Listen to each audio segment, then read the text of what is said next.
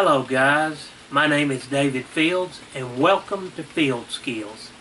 Today is installment 4 in our basic survival series where we're going to talk about our survival kit, the items that we carry with us when we go into the woods or into a wilderness type situation. If you've watched any YouTube and you've run across the Pathfinder Schools channel or several others out there, they talk about the 10 C's of survivability. That's the 10 items that every kit needs to have to affect your survivability when you get into one of those situations that compromise or complicate our safety and our health when we're out in the woods. And so I want to begin by just briefly running over the 10 C's of survivability that Dave Canterbury and the Pathfinder School talk about.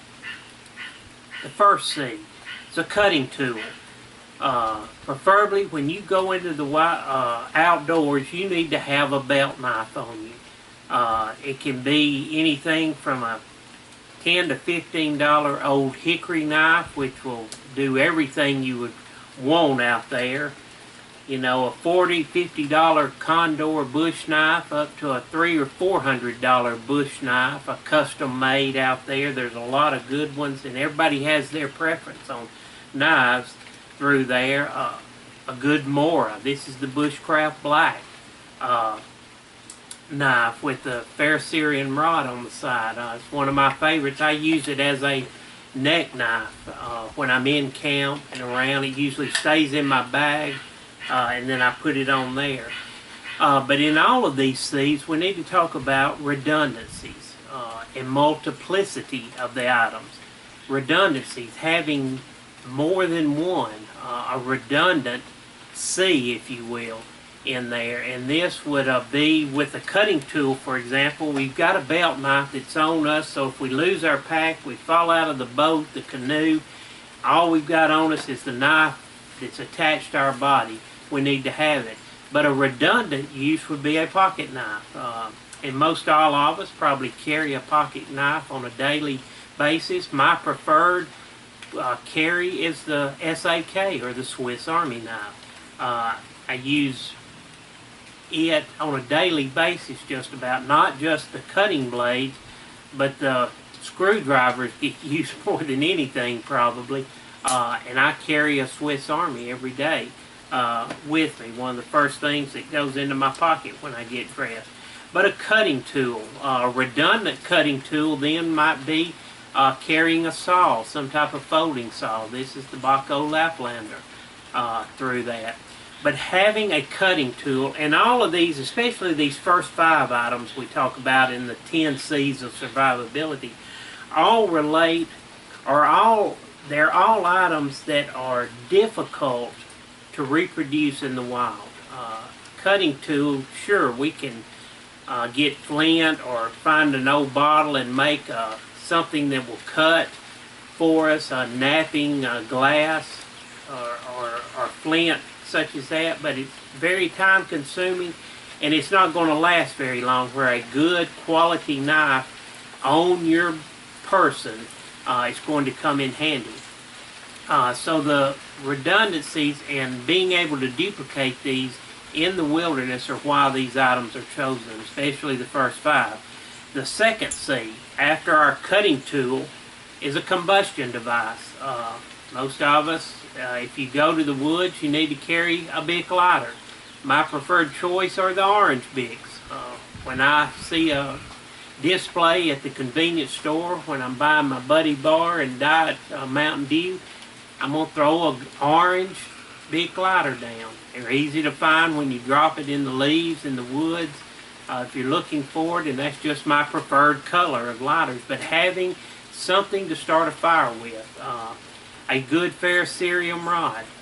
This is a brand new one. I just got it in this week. It's from Fire Steel. It's a 1/2 inch diameter by I think 6 inch rod. Hadn't even tried it yet, but saw a lot of good reviews and demonstrations on these. Got to decide what kind of handle I'm going to do on it, but having a fire steel, a combustion device, is key. course, my mower, I had the fair Syrian rod on it, so that's a redundancy. If I've got a big and a fair Syrian rod, I've got more than one way to start a fire in there. But the second C is a combustion device. The third C in the 10 C's of survivability is a cover element. It can be a survival blanket like this one, orange on one side with the reflective emergency blanket material there with grommets. You can put a shelter up in less than 5 minutes, and if you haven't, in the triangle of survivability, the skills you need to work on is to be able to put a shelter up in less than 5 minutes to get you out of the element.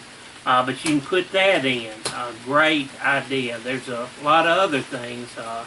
55-gallon trash bag can be used of that. A regular tarp you may carry in your kit. What I prefer in most of my kits, especially when I go to the woods, is the military poncho. The Army issued or USGI issued military poncho with grommets. It becomes rain gear for me when the elements, as it is today, raining out here. I can put the poncho on, stay dry, but I can also create a shelter out of it. One of my preferred cover elements to have with me when I go to the woods, so that I'm prepared in case of that survival situation comes up where I've got to spend the night in the wood. So cutting tools, number 1. Combustion device, number 2. Cover element is number 3. Number 4 is a container.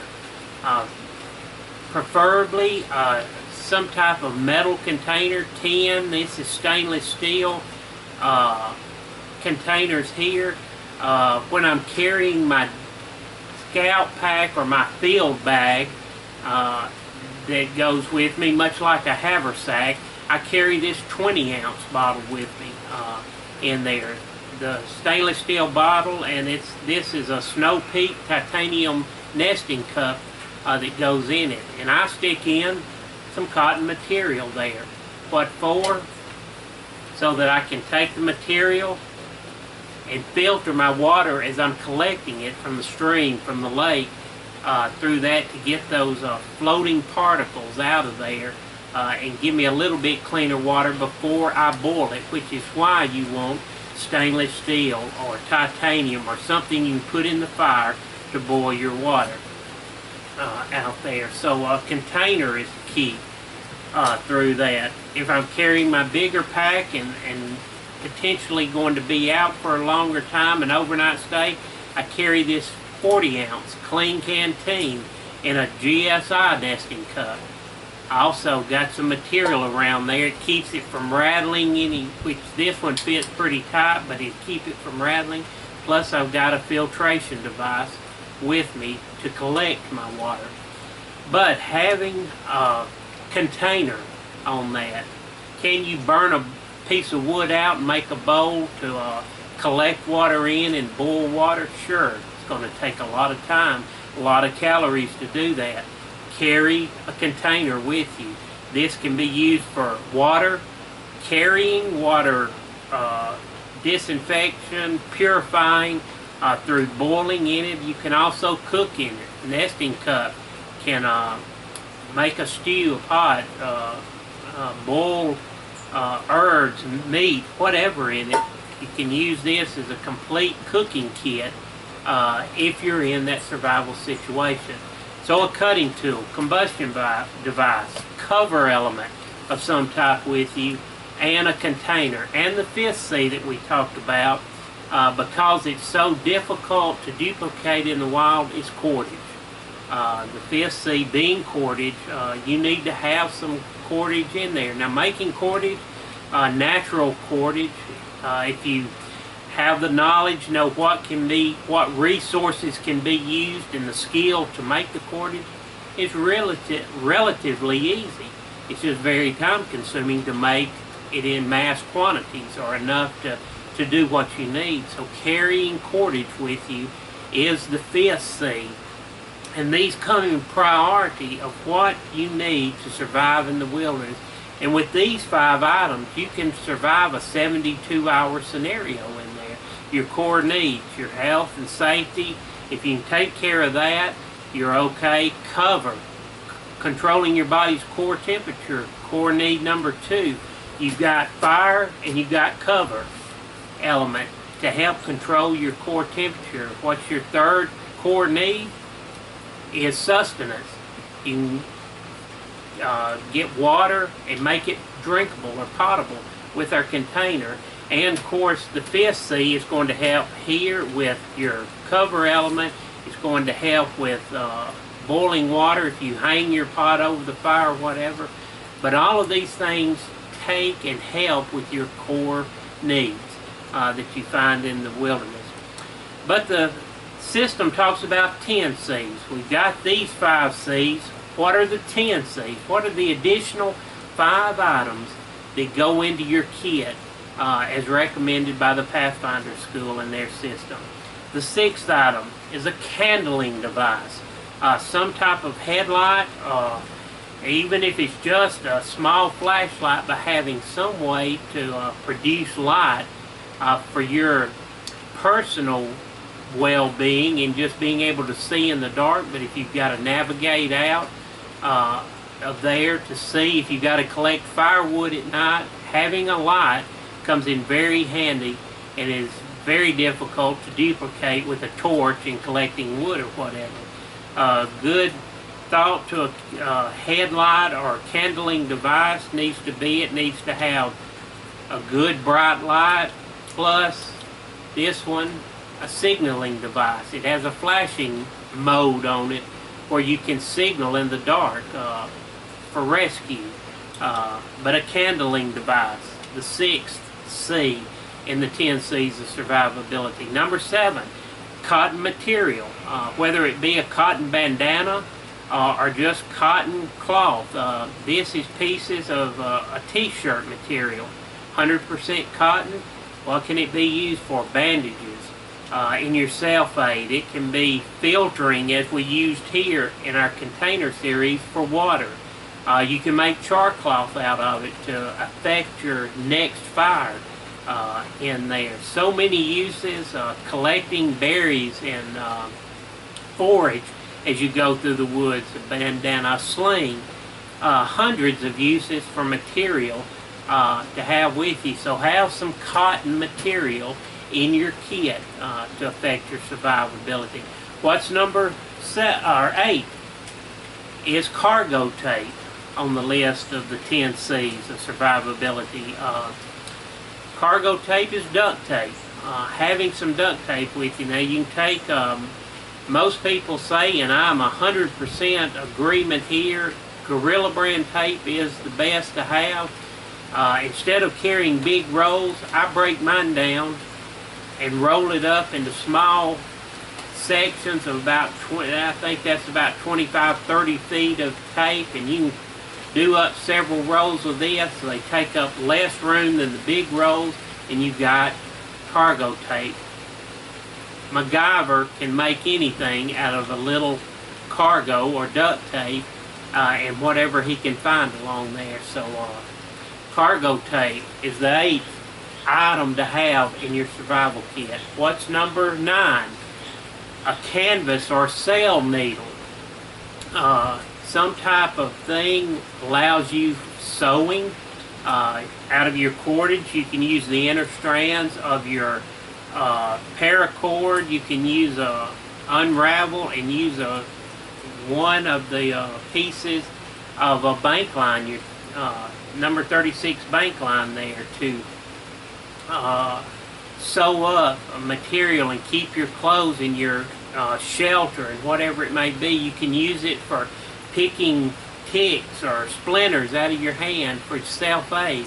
Bunch of uses for this for a simple needle. Now mine, as I carry, just to break it up, I found this little Singer packet of needles at Walmart there, and in it had a couple little hoop needles right here, 3 different sizes of sewing needles, plus the bigger canvas or sail needles in it. Again, it takes up no room in my kit. and is easy to stuff down in your sack and never know it's there until you need it through that. And with this little kit, I've just added a little bit of sewing thread in there for need. It could be used with a little wax and to suture yourself if need be, but sewing up a rip in your clothes to help maintain your cover element of clothing is key there.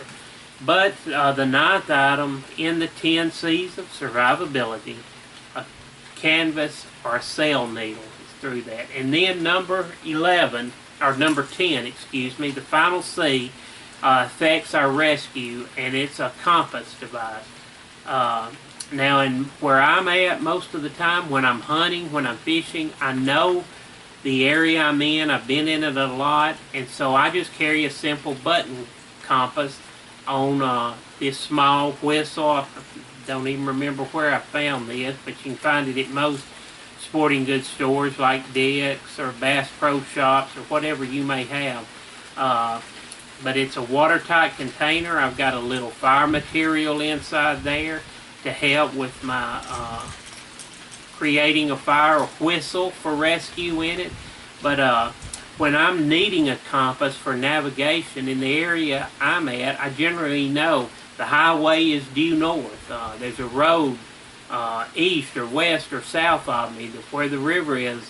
I know the area, and all I need are basic cardinal directions to make sure, yeah, I'm headed in a northerly or a southerly and a westerly or easterly direction to affect my rescue there. But if I'm in a situation or an area that I'm unfamiliar with, or I'm out to do some orienteering type situations, I'm going to carry my Silva Ranger compass. It's got the mirror. Let's see if I can get it off.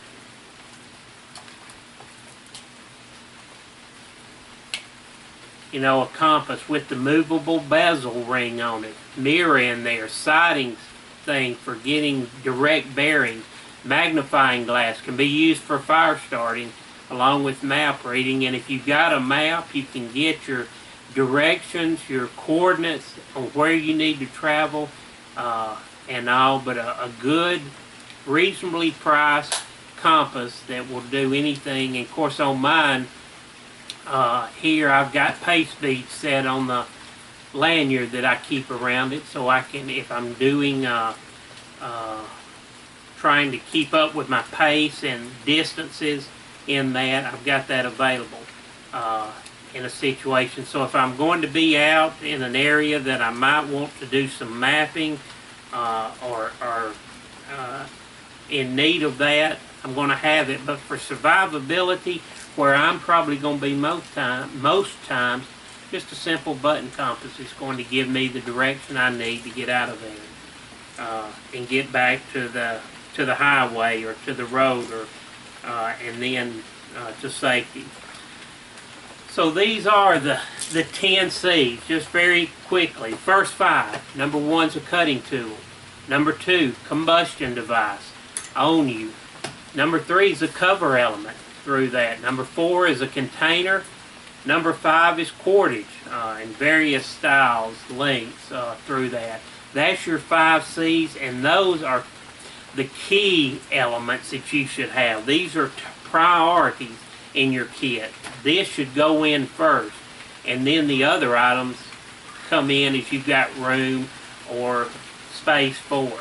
Number 6, though, in the 10 C's, a kindling device, some type of light for at night. Number 7, cotton material, a cotton bandana. So many uses there. Cargo tape is number 8 through that. Basic duct tape. You can fix anything just about with, from physical, a broken bone, needing a splint, you turn an ankle, you need to tape that ankle up to walk out. Cargo tape works well to tape up an ankle. Canvas or sail needle is number 9, and number 10 is the compass device.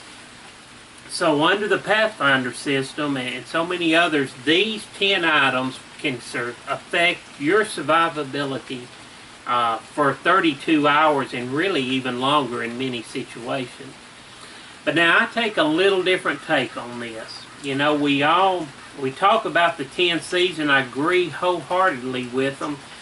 But for most of us, all of us really, when we go into the woods, we're going to carry more than 10 items.